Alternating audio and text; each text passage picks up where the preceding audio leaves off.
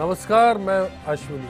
क्या किसी सरकार के बदलने के साथ पहले वाली सरकार के लिए मुश्किलें खड़ी हो सकती हैं? अगर सवाल सरकार से जुदा किसी पार्टी के नेताओं से जुड़ा हो तो फिर क्या समझा जाना चाहिए? बीते एक दशक की सियासत की तस्वीर को लेकर ये चर्चा और गर्मा सकती है, क्योंकि सीबीआई जैसी एजेंसियों के गलत इस्तेमाल का आरोप सियासत में नया नहीं है। ऐसे हालात में अगर आपको ये बताया जाए कि बीते 2.5 साल में मोदी राज में कांग्रेस के 1 दर्जन से ज़्यादा बड़े नेताओं पर मुकदमे दर्ज किए गए, तो आपकी क्या राय होगी? सवाल राहुल गांधी और सोनिया गांधी के साथ इनके परिवार से जुड़े लोगों का भी है। क्या ये सिर्फ राजनीति साजिश भर है या फिर इसके मायने इसी राजनीति की नई रवायतों को खड़ा कर सकते हैं? इसी पहलू को लेकर आज की इस खास पेशकश के दौरान बातचीत होगी, समझने की कोशिश होगी, आपकी राय भी होगी। बिग फाइट लाइव जारी है।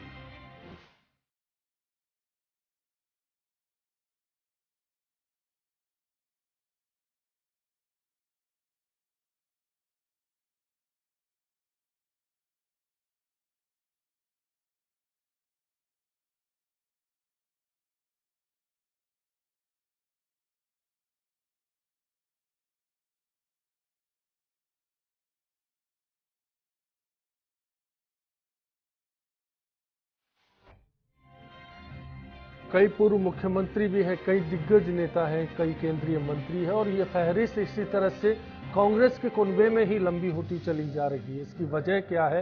क्या ये सिर्फ एक आपराधिक मामलों के नज़रिए से देखने वाला मसला है या फिर कहीं ना कहीं इस चर्चा को आगे ले जाना चाहिए? बात करेंगे तफसील के साथ बीजेपी से। इसी चर्चा में हमारे साथ मनीष पारीक जी जुड़े हैं, कांग्रेस के गिरिराज गर्ग जी हमारे साथ हैं, विश्लेषक मानचंद खंडेला जी हमारे साथ हैं, साथ ही वरिष्ठ पत्रकार ओम सैनी जी बातचीत में हमारे बीच मौजूद हैं। आप सभी का स्वागत है। एक रिपोर्ट का रुख कर लेते हैं। जिन नामों की चर्चा है जरा देख लेते हैं उनके साथ क्या कुछ जुड़ा है।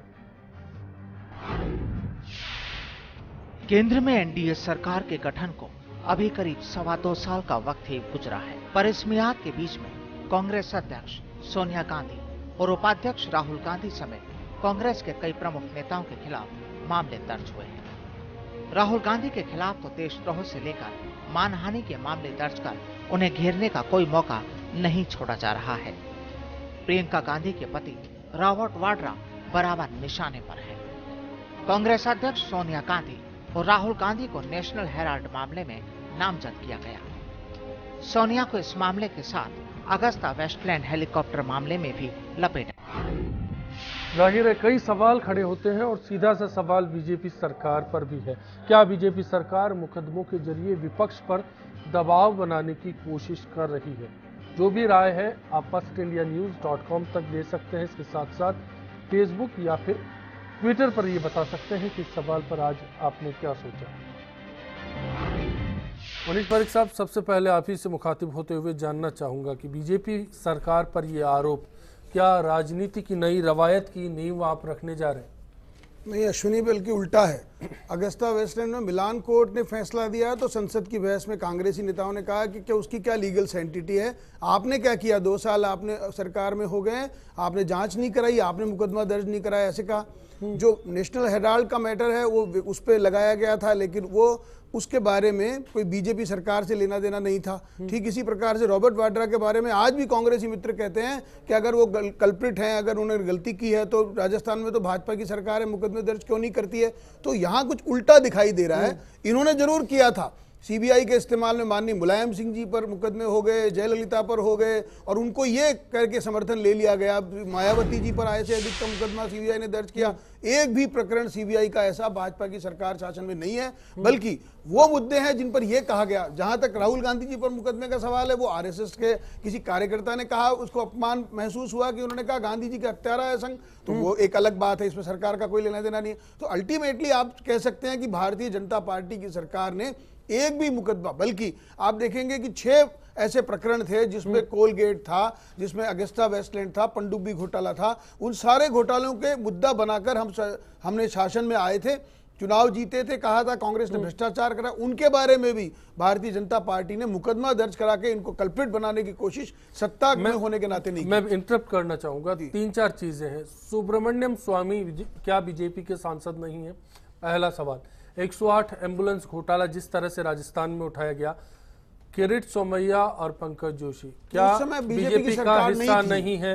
एकल पट्टा मामले को लेकर मौजूदा सरकार का पहलू क्या बीजेपी सरकार नहीं है?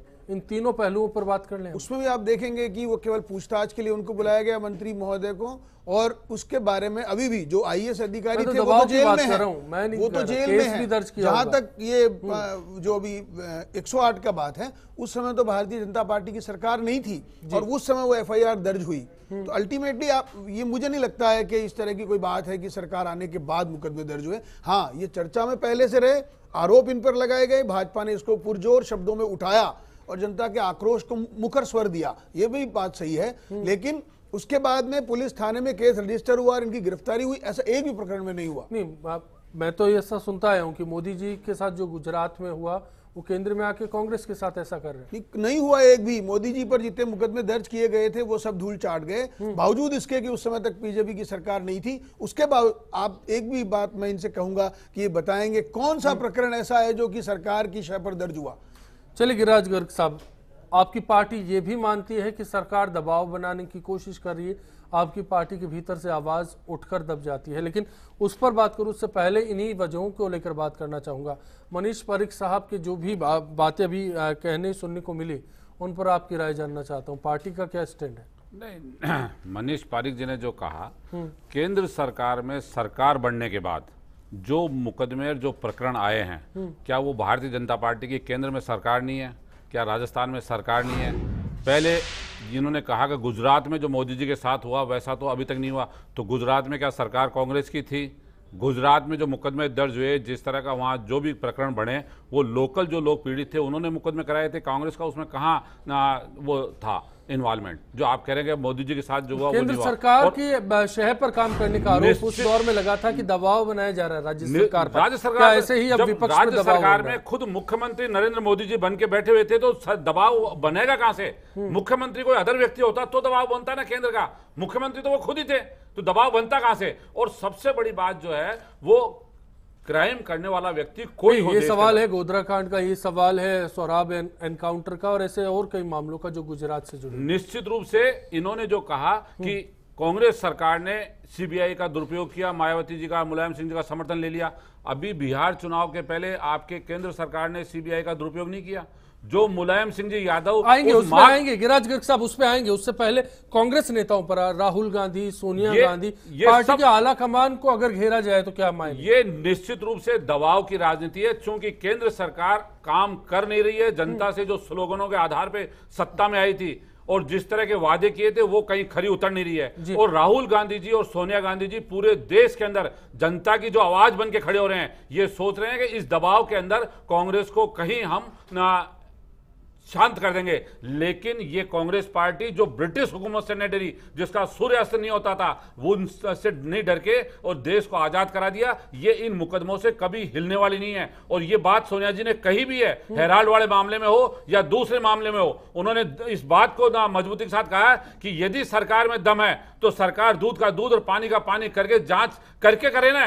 ये खाली आरोप लगाने के लिए और खाली एक्सपोज करने के लिए कर रहे हैं। हेराल्ड वाले मामले में क्या था? हेराल्ड वाले मामले में इनको मुंह की खानी पड़ी। और आपने बिल्कुल सही कहा कि जो सुब्रह्मण्य स्वामी जो है, जो इनके पार्टी के वरिष्ठ नेता, क्या वो सांसद नहीं है? क्या वो इनकी सह के ऊपर काम नहीं कर रहे? अगर वो इनकी सह पे काम नहीं कर रहे, अगर व्यक्ति कहते तो पार्टी से बाहर क्यों नहीं निकाल देते?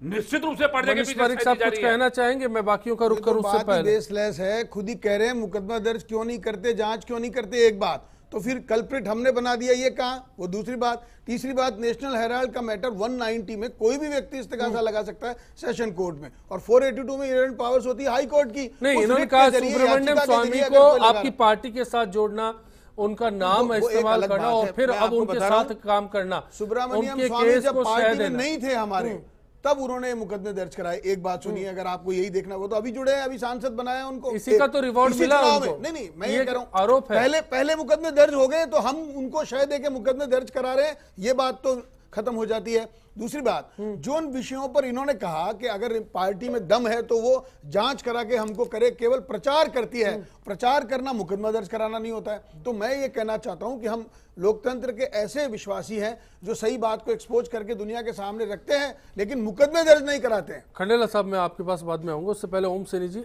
आपकी भी राय जानना चाहता हूं कि जो तस्वीर है मौजूदा, लगता है कि कहीं सियासत में एक नई रवायत खड़ी की जा रही है इस देश के भीतर। देखिए, कुल मिलाकर के एक बात तो बड़ी स्पष्ट है कि जिस तरह का राजनीतिक माहौल बना हुआ है पूरे देश के अंदर, उसमें राजनेताओं को पैसे की बड़ी ज़रूरत होती है और पैसे के जरिए जो बने हुए हैं वो भ्रष्टाचार के साथ में जुड़े हुए हैं। राजस्थान के संदर्भ में देखें, आगे जाने की आवश्यकता ही नहीं है। मुझे याद है कि पिछले शासन में जो 22,000 करोड़ का सेज वाले जो आरोप लगाए थे और जिस तरह के पेपर सारे पब्लिश हुए थे और सामने आया था, और उसको लेकर के जिस तरीके से इनकी सरकार ने, कांग्रेस की सरकार ने एक हाथों आयोग गठित किया था और उसके माध्यम से जांच का सिलसिला बिठा रहे थे, वो बुनियादी रूप से ही गलत हो गया, तो उसके बाद में बात बनी नहीं। तो ऐसी स्थिति में वो प्रेशर नहीं था। मुझे लगता है कि जिस तरह के डॉक्यूमेंट्स थे उसके हिसाब से तो चीज़ें अगर जांची जाती तो बात बहुत अलग होती, लेकिन वो हुआ नहीं। उसी तरीके से वाड्रा वाला मामला, वाड्रा ने या ज़मीनें खरीदी और ज़मीनों के भाव बढ़ने के साथ में बेचने का सिलसिला हुआ है, लाभ का धंधा हुआ है, उसको अगर वो भ्रष्टाचार है तो वो है, उसके बारे में होना चाहिए। तो उस तरह का प्रेशर बनाने का कोई बात मैं नहीं समझता कि अगर ये सरकार ईमानदार है, उसको ऐसा कुछ करना चाहिए तो होना चाहिए, लेकिन वो ऐसा होता नहीं है, क्योंकि इनके भी जो जिस तरीके के हाथ हैं, जो अगर साफ सुथरे होते क्या तो ऐसा नहीं लगता कि मौजूदा सरकार के इस राज में गांधी परिवार को घेरने की पुरजोर कोशिश की गई है? राहुल गांधी, सोनिया गांधी और रॉबर्ट वाड्रा, तीनों प्रमुख नाम है परिवार के, और तीनों के खिलाफ कहीं ना कहीं किसी न किसी बड़े मामले को लेकर इनको घसीटा जा रहा है। बाकी की तो छोड़ दीजिए बात, अश्वनी जी, ये सिलसिले चलते रहे हैं। मुझे बार बार एक बात याद आती है, 1995 में लोकसभा के अंदर अटल बिहारी वाजपेयी ने कहा था कि ये जो भ्रष्टाचार का जो रोग है वो संक्रमण रोग है और ये सभी दलों को लग चुका है। उन्होंने अशोक सिंघल के मामले में उनके बेटे का नाम लेते हुए कहा था कि वो कह रहे हैं कि अब मेरा कोई संबंध नहीं है उसके साथ में, और वो ये भी बताया था कि जिस तरीके से मोरारजी भाई के बेटे पे जब आरोप लगा कांति भाई के लिए, तो मोरारजी ने कहा मेरा भी उससे कोई संबंध नहीं है, और बात खत्म हो गई।